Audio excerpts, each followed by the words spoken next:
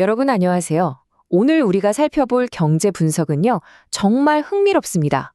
수십 년 동안 전 세계 수많은 투자자들이 경기 침체가 오면 당연하게 믿고 의지했던 아주 튼튼한 안전망이 하나 있거든요. 그런데 말이죠, 이 오랜 안전망이 사실상 완전히 고장났을지도 모른다면 어떨까요? 자, 오늘 이 거시경제 패러다임이 어떻게 뒤집히고 있는지 바로 파헤쳐 보겠습니다. 자, 그럼 경제의 안전망이 툭 하고 끊어지면 과연 어떤 일이 벌어질까요? 이건 단순한 상상이 아닙니다.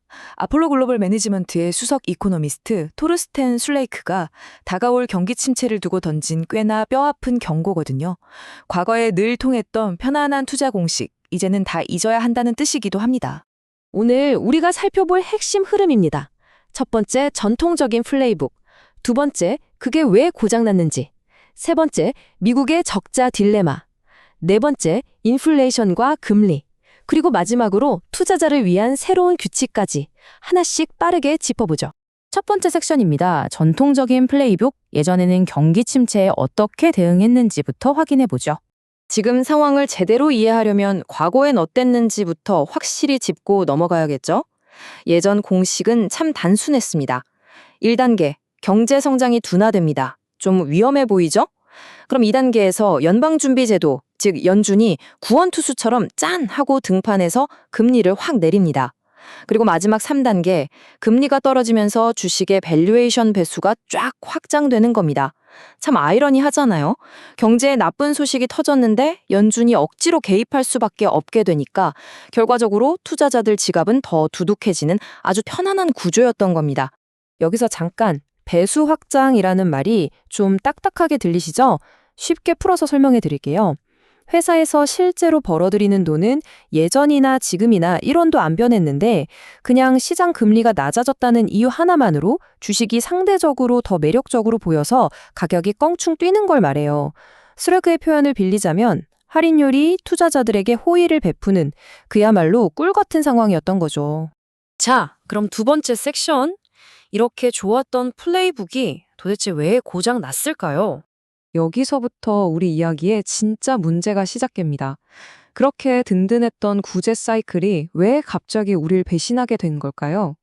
토르스텐 술레크는 아주 단호하게 선을 긋습니다. 낮은 금리가 밸류에이션을 구제해 줄 거라고 기대하지 마십시오. 와, 정말 뼈 때리는 말 아닙니까?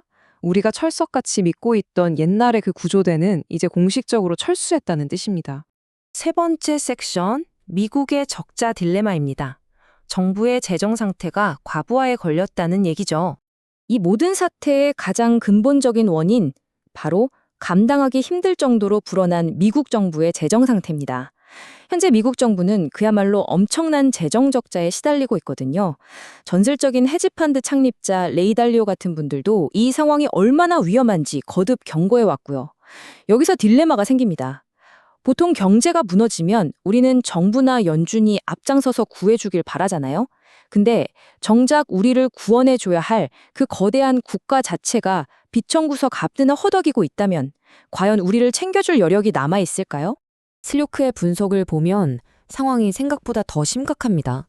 미국 정부가 이 어마어마한 적자를 메꾸려고 계속해서 단기 국채를 찍어내고 있거든요. 당연히 국채 금리는 위로 솟구치게 되겠죠. 그런데 여기서 만약 진짜 경기 침체가 온다면 어떻게 될까요? 적자는 폭발적으로 늘어날 거고 시장의 불안감이 최고조에 달한 바로 그 시점에 정부는 어마어마한 빚을 더 끌어다 써야 하는 겁니다. 경제가 가장 바닥을 기고 있을 때 상황을 더 악화시키는 아주 치명적인 구조적 결함인 거죠. 네 번째 섹션입니다. 인플레이션과 금리, 연준의 손발을 꽁꽁 묶어버리는 요인들이죠. 연준이 옛날처럼 시원하게 금리를 내리지 못하는 두 번째 이유, 바로 껌딱지처럼 끈적끈적하게 안 떨어지는 인플레이션 때문입니다. 슬래크는 단기금리 측면에서 인플레이션이 계속 높게 유지되는 이유를 딱 세 가지로 꼽습니다. 첫째, 높아진 에너지 가격. 둘째, 관세. 그리고 셋째, 이민 제한 조치들. 이런 굵직굵직한 제약들이 떡하니 버티고 있으니까 연준이 아무리 금리를 확 내리고 싶어도 절대 그럴 수가 없는 겁니다. 손발이 다 묶인 셈이죠. 자, 이게 오늘 분석의 결정적인 포인트입니다. 금리는 수익률 곡선 전반에 걸쳐 더 오랫동안 높은 수준에 유지할 것이고 배수 확장을 통한 전통적인 가추 창출 경로는 대체로 닫혀 있다. 무슨 말이냐면요. 지정학적 불확실성 때문에 실제 경제가 흔들린다고 해도 연준이 예전처럼 금리를 팍팍 깎아서 시장을 마법처럼 구뤄낼 수는 없다는 뜻입니다. 아주 쉽게 돈 벌던 그 지름길은 이제 완전히 막혔습니다. 그럼 마지막 5번째 섹션입니다. 투자의 새로운 규칙. 이 바뀐 환경에서 우리는 어떻게 살아남아야 할까요? 계속 우울한 얘기만 했지만 가만히 앉아서 불평만 할 순 없잖아요. 이 팍팍해진 환경에서 살아남으려면 세상을 보는 렌즈 자체를 확 바꿔야 합니다. 연난에는 어땠나요? 그냥 할인율이 낮아지길 기도하면서 연준이 금리를 내려서 내 주식 가격을 퐁튀기 해주기만 바랐었죠. 하지만 새로운 방식은 다릅니다. 기업들이 실제로 경영을 잘 개선하는지, 두 눈으로 확인할 수 있는 진짜 수익 성장이 있는지, 그리고 마진은 늘어나는지를 냉정하게 따져 물어야 합니다. 아주 명확하죠? 값싼 돈이 부실한 기업들의 역점을 좀비처럼 가려주고 구제해주던 시대, 이제 진짜 끝났습니다. 그럼 이제 우리가 집중해야 할 이른바 가치 창출을 위한 어려운 숙제는 뭘까요? 딱 3가지만 기억하세요. 첫째, 수익 성장. 둘째, 마진 확장. 셋째, 확실한 현금 창출입니다. 앞으로의 투자는 경제 위기에 오면 금리 떨어져서 오르겠지 하는 막연한 요행에 기르는 게 아니에요. 이 3가지 핵심적인 비즈니스 지표를 스스로 증명해내는 진짜 기업들을 찾아내는 수고스러움, 바로 거기에 달려 있습니다. 자, 오늘 이 분석을 마무리하면서 여러분께 질문 하나 던지고 싶습니다. 여러분의 포트폴리오는 지금 이 어려운 숙제를 해낼 준비가 되어 있나요?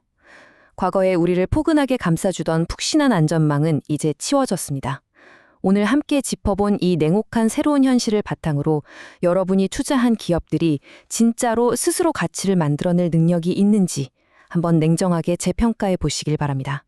이 거대한 구조적 변화를 제대로 이해하고 대비하는 분들만이 앞으로 다가올 불확실성 속에서도 빛나는 기회를 낚아챌 수 있을 겁니다. 오늘 분석은 여기까지입니다. 함께 해주셔서 감사합니다.